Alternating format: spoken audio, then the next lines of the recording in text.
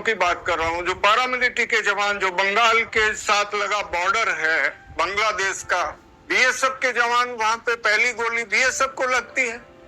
अब देश की संसद को सीआरपी ने बचाया। 13 दिसंबर 2001 को पाक आतंकी हमला हुआ।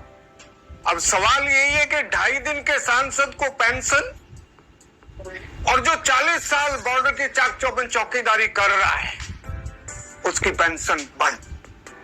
तो ये गंभीर सवाल है देश के सामने कि आज जो है सेना नहीं अर्ध सेना, हमारा नाम ही ऐसा, अर्ध कुंवारी हो, अर्ध चंद्रमा हो, अर्ध नारीश्वर हो, एक हम अर्ध सैनिक नहीं, वी आर फुल सैनिक। देश की संसद को हमने बचाया। अभी अमित शाह जी खुद बोले कि बॉर्डर के बीएसएफ में जो अभी जो ऑपरेशन सिंदूर हुआ था, 118 बंकर बीएसएफ के जवानों ने उड़ाए पाकिस्तान के। तो फिर हमको कौन बचाए? हम आए दिन शहीद होते रहते हैं ना साहब। देखिए ना, नक्सल बाहुल क्षेत्रों में आईडी से ब्लास्ट हो रहे। अमित शाह जी खुद बोले हैं कि भाई सीआरपी अभी आतंक नक्सलवाद को खत्म करेगी।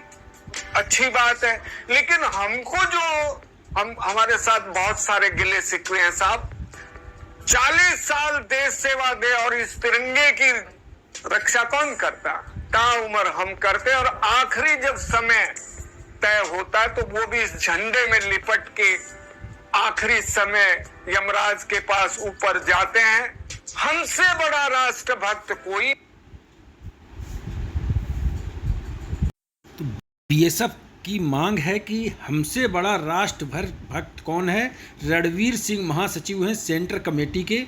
उनका कहना है कि 2.5 दिन एमएलए एमपी सांसद बन जाने के बाद उन्हें पेंशन मिलती है, लेकिन 40 साल देश की सेवा करने वाले पैरामिलिट्री फोर्स को पेंशन नहीं। कमाल की बात है कि संसद की रक्षा हम करें, संसद भवन की रक्षा हम करें, बॉर्डर की रक्षा हम करें, और देश में जो ऑपरेशन सिंदूर हुआ 100-150 पोस्ट के आसपास हमने पाकिस्तान की उड़ाई, लेकिन पेंशन हमें नहीं दी जाती है। हमें अर्ध सैनिक बोला जाता है, जबकि हम फर्स्ट लाइन ऑफ डिफेंस हैं।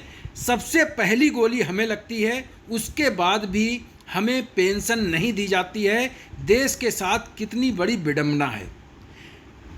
सीएपीएफ का मानना है कि जो 2.5 दिन में सांसद बन जाते हैं और उन्हें पेंशन दी जाती है, क्या 40 साल जो देश की सेवा करते हैं जवान पैरामिलिट्री फोर्सेस को पेंशन नहीं होनी चाहिए? अब तो सेना में अग्निवीरों को भी पेंशन नहीं दी जा रही है। तो सबसे बड़ा सवाल है कि अब देश में जो देश की सेवा करेंगे, देश के लिए अपनी जान गंवाएंगे, उन्हें पेंशन नहीं। जो देश को लूटेंगे, भ्रष्टाचार करेंगे, उन्हें पेंशन मिलेगी। तो ये कैसे है? ऐसा क्यों हो रहा है? तो आप लोग भी कमेंट करें, क्या इनकी बात बिल्कुल सही है? थैंक यू, जय हिंद।